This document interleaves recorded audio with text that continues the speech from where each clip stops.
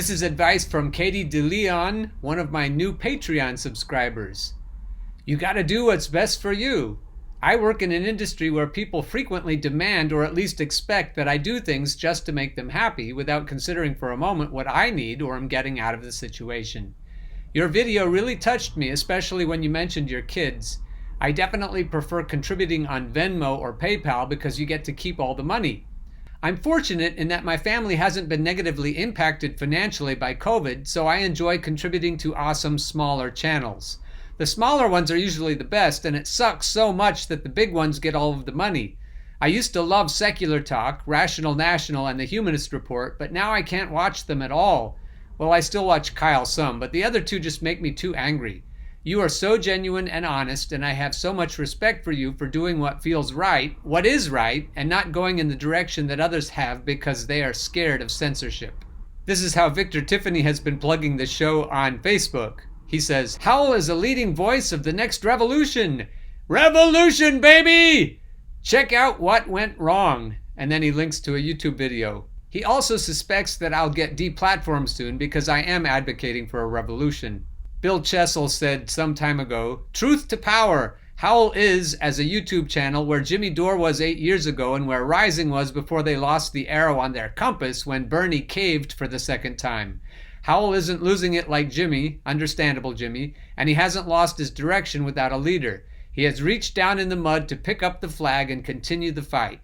I would say at this point, he is the only one. So that was a bit of shameless self-promotion because some of my Patreon people are asking me to do more of that, so I did. Here's another post from my friend Durga.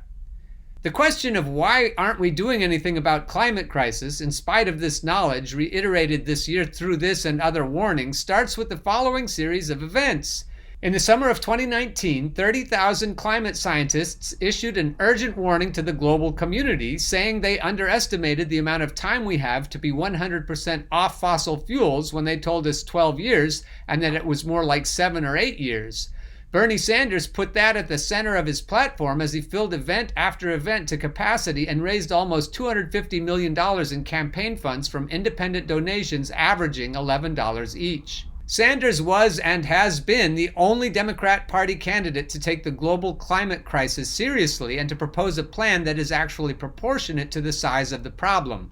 Instead of the usual platitudes, and of course I believe in climate science, campaign rhetoric used by every other blue team politician in the past 4 decades, Sanders actually made it the center of his entire platform twice, along with several dozen bills and amendments throughout his career, even going as far as to say he would stop at nothing to take on the fossil fuel interests opposing climate action. Given that there are no partial solutions or incremental changes possible to save us from extinction, that should have been the deciding factor for voters when making their choice.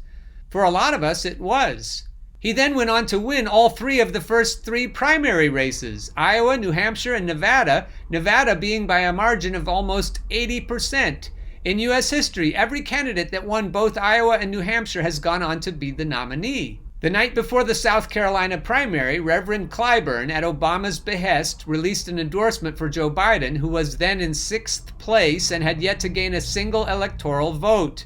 Somehow, he magically swept the South Carolina primary, after which the liberal corporate media began flooding their airwaves and press outlets with propaganda saying Biden was the undisputed nominee. Then, the night before the next big 14 primaries, Super Tuesday, again at Barack Obama's behest, all of the other primary contenders but Elizabeth Warren, who had managed to split the progressive vote enough to do damage, dropped out of the race and appeared on stage together in Texas to endorse Joe Biden. Warren, who had been in 5th place, stayed in the primary through Super Tuesday, just long enough to siphon Sanders' votes in whiter states with her base of affluent liberal white women, bolstered by her fraudulent claims of Bernie making sexist remarks to her, which were magically leaked to CNN right before the January primary debate. She dropped out immediately after Biden somehow swept the southern states on that Tuesday. Of the 2 primary candidates most openly opposed to doing anything about climate change, Joe Biden was one and Kamala Harris was the other. Both had refused the voters' demands for a separate climate debate, and then when CNN hosted a climate town hall, both declined to participate and instead held big money fundraisers hosted by fossil fuel barons on the same day. Both have taken millions from fossil fuel interests throughout their political careers. Neither will do a damn thing about our impending extinction, as proven by both their track records and their current actions, no matter the science or the facts. The Paris Accord is largely performative and does not even begin to get the country off fossil fuels, much less in the 7 to 8 years we have remaining. In fact, while Biden has not seen fit to use executive orders to implement Medicare for all and the immediate economic relief he promised, during a global pandemic no less, he has issued over 25 executive orders giving fossil fuel companies increased rights to kill our planet for profit. He has also sent more troops into Iraq, Afghanistan, Syria, and Yemen. Did you know the U.S. military is the world's #1 worst polluter and destroyer of the environment? I did, and so do Joe Biden and Kamala Harris. I think it's time for Democrats to confront the truth about the party they keep giving their loyalty to and examine their priorities. How did dislike for Trump and a bunch of corporate media propaganda that Bernie can't win, in spite of mountains of evidence proving the contrary, push millions of people to vote against the existence of the entire planet and now continue to delude themselves that Biden is our savior? That we still have time to mess around and nibble at the edges of the problem? Is it mass ignorance or mass selfishness? Maybe it's both. The only solution at this point is sustained mass disobedience by millions upon millions of us, by which I mean we have to band together and shut down the entire economic system. And most of the liberal class won't do that because it's uncomfortable, and after all, they voted for the blue team, so according to most of them, they did their duty. I don't have the answers to this, which appears to be a deep psychological problem in this country, but I know the outcome is getting all of us killed. Frankly, I think time is up already. At least it is, according to the science. Here's a tweet by Omkar Nagajaya. Humans have to wake up. There is no going back. No matter what we do now, it's too late to avoid climate change. And the poorest and most vulnerable, those with the least security, are now certain to suffer. I don't know if you know Durga, but you really should follow her on Facebook and see what she's up to. She often puts out these interesting takes on things that are obviously not mainstream media approved. Now we turn to Glenn Greenwald. Congress escalates pressure on tech giants to censor more, threatening the First Amendment. In their zeal for control over online speech, House Democrats are getting closer and closer to the constitutional line if they have not already crossed it. The caption under this photo reads, CEO of Twitter Jack Dorsey and Facebook COO Sheryl Sandberg are sworn in to testify before the Senate Intelligence Committee on Capitol Hill in Washington, D.C. on September 5, 2018. For the third time in less than 5 months, the U.S. Congress has summoned the CEOs of social media companies to appear before them with the explicit intent to pressure and coerce them to censor more content from their platforms. On March 25th, the House Energy and Commerce Committee will interrogate Twitter's Jack Dorsey, Facebook's Mark Zuckerberg, and Google's Sundar Pichai at a hearing which the committee announced will focus on misinformation and disinformation plaguing online platforms. Dun dun dun! The committee's chair, Representative Frank Pallone Jr., and the two chairs of the subcommittees holding the hearings, Mike Doyle and Jan Schakowsky, said in a joint statement that the impetus was falsehoods about the COVID-19 vaccine and debunked claims of election fraud. They argued that these online platforms have allowed misinformation to spread, intensifying national crises with real-life, grim consequences for public health and safety, adding, "This hearing will continue the committee's work of holding online platforms accountable for the growing rise of misinformation and disinformation." House Democrats have made no secret of their ultimate goal with this hearing, to exert control over the content on these online platforms. Industry self-regulation has failed, they said, and therefore we must begin the work of changing incentives driving social media companies to allow and even promote misinformation and disinformation. In other words, they intend to use state power to influence and coerce these companies to change which content they do and do not allow to be published. I've written and spoken at length over the past several years about the dangers of vesting the power in the state or in tech monopolies to determine what is true and false, or what constitutes permissible opinion and what does not. I will not repeat those points here. Instead, the key point raised by these last threats from House Democrats is an often overlooked one. While the First Amendment does not apply to voluntary choices made by a private company about what speech to allow or prohibit, it does bar the U.S. government from coercing or threatening such companies to censor. In other words, Congress violates the First Amendment when it attempts to require private companies to impose viewpoint-based speech restrictions which the government itself would be constitutionally barred from imposing. It may not be easy to draw where the precise line is, to know exactly when Congress has crossed from merely expressing concerns into unconstitutional regulation of speech through its influence over private companies, but there is no question that the First Amendment does not permit indirect censorship through regulatory and legal threats. Ben Wisner, director of the ACLU's Speech, Privacy, and Technology Project, told me that while a constitutional analysis depends on a variety of factors, including the types of threats issued and how much coercion is amassed, it is well established that the First Amendment governs attempts by Congress to pressure private companies to censor. Here's Ben's quote. For the same reasons that the Constitution prohibits the government from dictating what information we can see and read outside narrow limits, it also prohibits the government from using its immense authority to coerce private actors into censoring on its behalf. In a January Wall Street Journal op-ed, tech entrepreneur Vivek Ramaswamy and Yale Law School's constitutional scholar Jed Rubenfeld warned that Congress is rapidly approaching this constitutional boundary if it has not already transgressed it. Using a combination of statutory inducements and regulatory threats, the duo wrote, Congress has co-opted Silicon Valley to do through the back door what government cannot directly accomplish under the Constitution. That article compiled just a small sample of case law making clear that efforts to coerce private actors to censor speech implicate core First Amendment free speech guarantees. In Norwood versus Harrison, 1973, for instance, the court declared it axiomatic, a basic legal principle, that Congress may not induce, encourage, or promote private persons to accomplish what it is constitutionally forbidden to accomplish. They noted, for more than half a century, courts have held that governmental threats can turn private conduct into state action. Ding, ding, ding! In 2018, the ACLU successfully defended the National Rifle Association in suing Governor Andrew Cuomo and New York State on the ground that attempts of state officials to coerce private companies to cease doing business with the NRA using implicit threats, driven by Cuomo's contempt for the NRA's political views, amounted to a violation of the First Amendment. Because, argued the ACLU, the communications of Cuomo's aides to banks and insurance firms could reasonably be interpreted as a threat of retaliatory enforcement against firms that do not sever ties with gun promotion groups.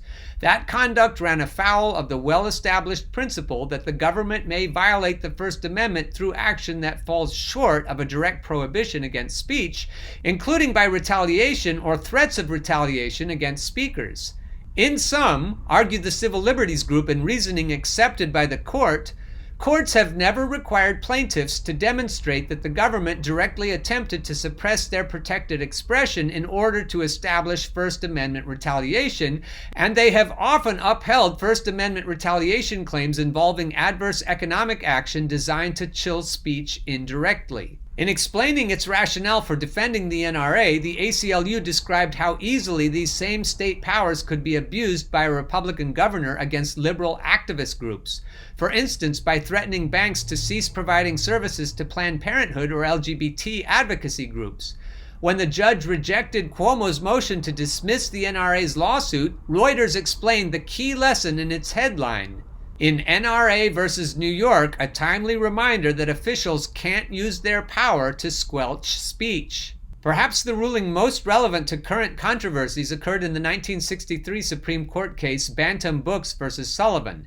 In the name of combating the obscene, indecent, and impure, the Rhode Island legislature instituted a commission to notify bookstores when they determined a book or magazine to be objectionable and requested their cooperation by removing it and refusing to sell it any longer.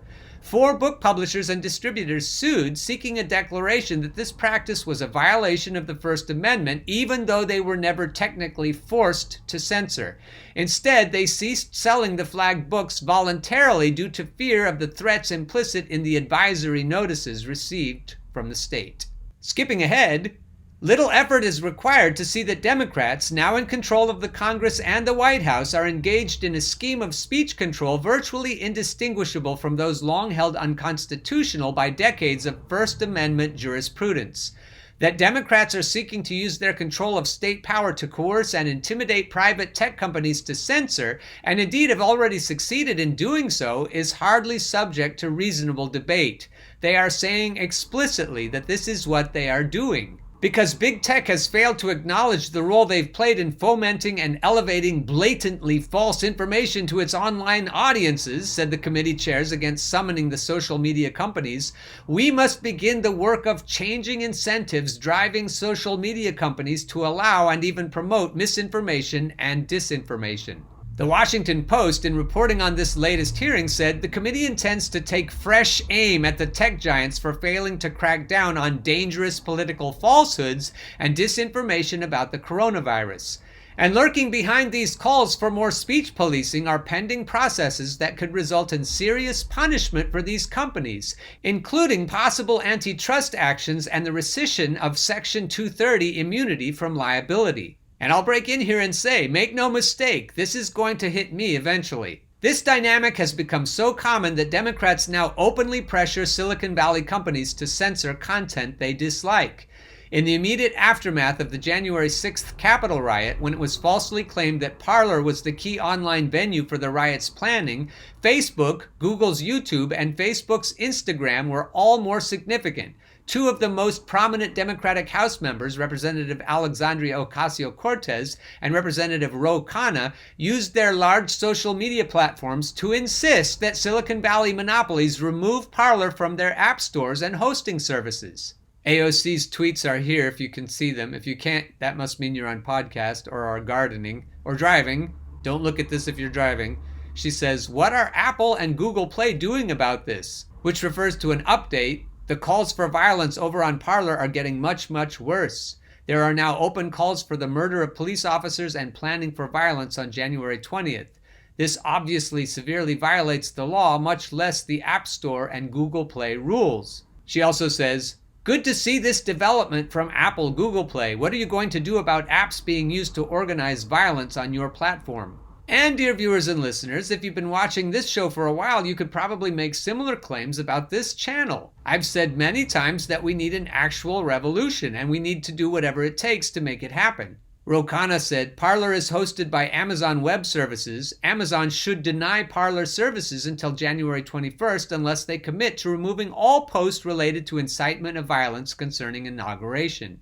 This will help prevent further violence and save lives. Within 24 hours, all 3 Silicon Valley companies complied with these requests, in quotes, and took the extraordinary step of effectively removing Parler, at the time the most downloaded app on the Apple Store, from the internet. We will likely never know what precise role those tweets and other pressure from liberal politicians and journalists played in their decisions, but what is clear is that Democrats are more than willing to use their power and platforms to issue instructions to Silicon Valley about what they should and should not permit to be heard. And I'll break in again and say, it doesn't matter what you're censoring, the First Amendment allows free speech, period. And this loophole needs to be closed no matter what it is that is getting through it. Leading liberal activists and some powerful Democratic politicians, such as then presidential candidate Kamala Harris, had long demanded former President Donald Trump's removal from social media. After the Democrats won the White House, indeed the day after Democrats secured control of both houses of Congress with 2 wins in the Georgia Senate runoffs, Twitter, Facebook, and other online platforms banned Trump, citing the Capitol riot as the pretext.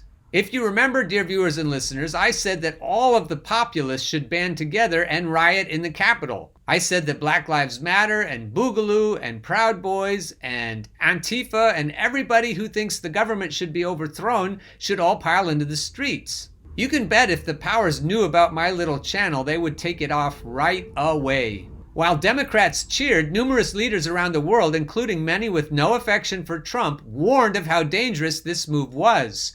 Longtime close aide of the Clintons, Jennifer Palmieri, posted a viral tweet candidly acknowledging and clearly celebrating why this censorship occurred. With Democrats now in control of the congressional committees and executive branch agencies that regulate Silicon Valley, these companies concluded it was in their best interest to censor the internet in accordance with the commands and wishes of the party that now wields power in Washington. I've read this Jennifer Palmieri tweet before, but here it is again. It has not escaped my attention that the day social media companies decided there actually is more they could do to police Trump's destructive behavior was the same day they learned Democrats would chair all the congressional committees that oversee them. Yep. The last time CEOs of social media platforms were summoned to testify before Congress, Senator Ed Markey explicitly told them that what Democrats want is more censorship, more removal of content which they believe constitutes disinformation and hate speech. He did not even bother to hide his demands. The issue is not that the companies before us today are taking too many posts down. The issue is that they are leaving too many dangerous posts up. When it comes to censorship of politically adverse content, sometimes explicit censorship demands are unnecessary. Where a climate of censorship prevails, companies anticipate what those in power want them to do by anticipatorily self-censoring to avoid official retaliation. Speech is chilled without direct censorship orders being required. That is clearly what happened after Democrats spent 4 years petulantly insisting that they lost the 2016 election, not because they chose a deeply disliked nominee or because their neoliberal ideology wrought so much misery and destruction, but instead, they said, because Facebook and Twitter allowed the unfettered circulation of incriminating documents hacked by Russia.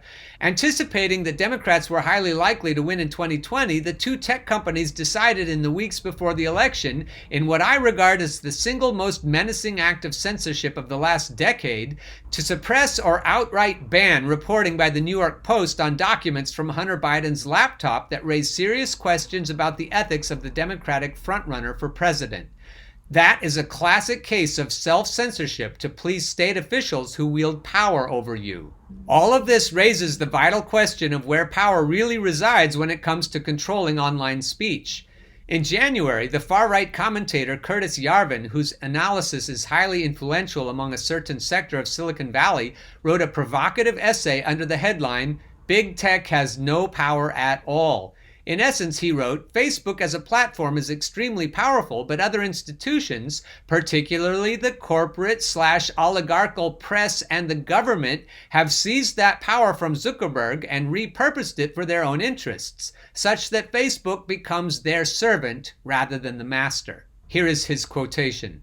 However, if Zuck is subject to some kind of oligarchic power, he is in exactly the same position as his own moderators. He exercises power, but it is not his power because it is not his will.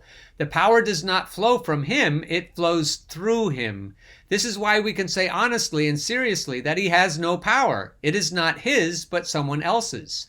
Why doth Zuck ban shitlords? Is the creator of Face Mash passionately committed to social justice? Well, maybe. He may have no power, but he still is a big shot.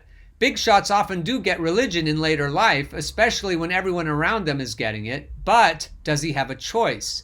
If he has no choice, he has no power. For reasons not fully relevant here, I don't agree entirely with that paradigm. Tech monopolies have enormous amounts of power, sometimes greater than nation states themselves. We just saw that in Google and Facebook's battles with the entire country of Australia, and they frequently go to war with state efforts to regulate them. But it is unquestionably true that these social media companies, which set out largely for reasons of self-interest and secondarily due to a free internet ideology to offer a content-neutral platform, have had the censorship obligation foisted upon them by a combination of corporate media outlets and powerful politicians. One might think of tech companies, the corporate media, the U.S. security state, and Democrats more as a union, a merger of power, rather than separate and warring factions.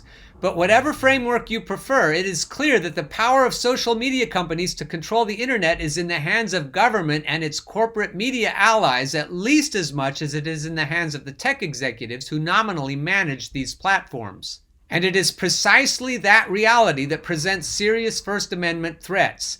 As the above-discussed Supreme Court jurisprudence demonstrates, this form of indirect and implicit state censorship is not new.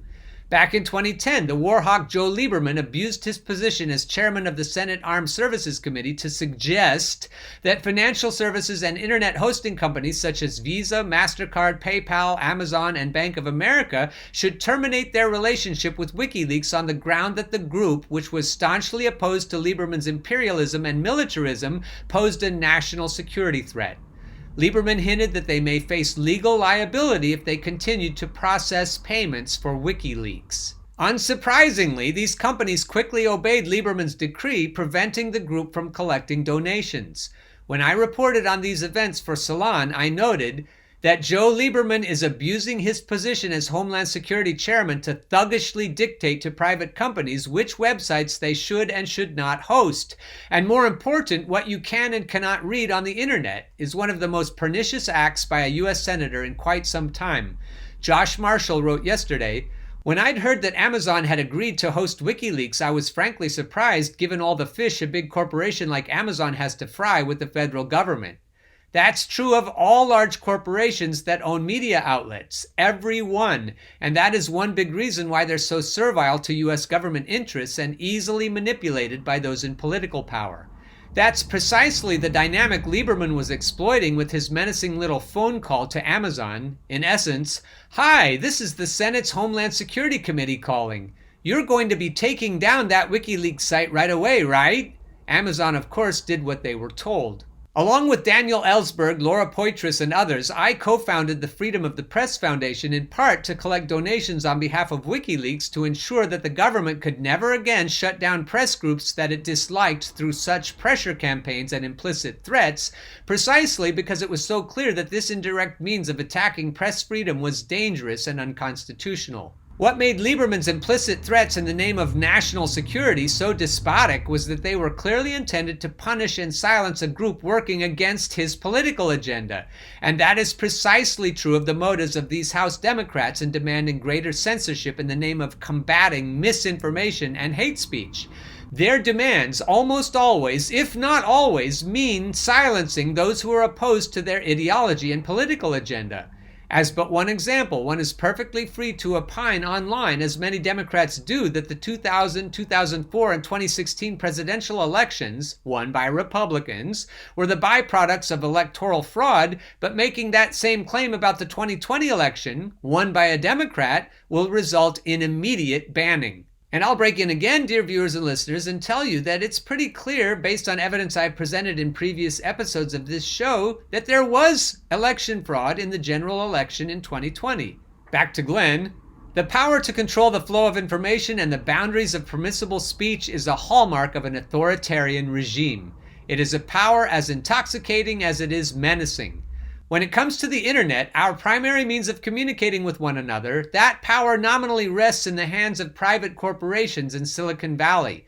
But increasingly, the Democratic-controlled government and their allies in the corporate media are realizing that they can indirectly and through coercion seize and wield that power for themselves. The First Amendment is implicated by these coercive actions as much as if Congress enacted laws explicitly mandating censorship of their political opponents.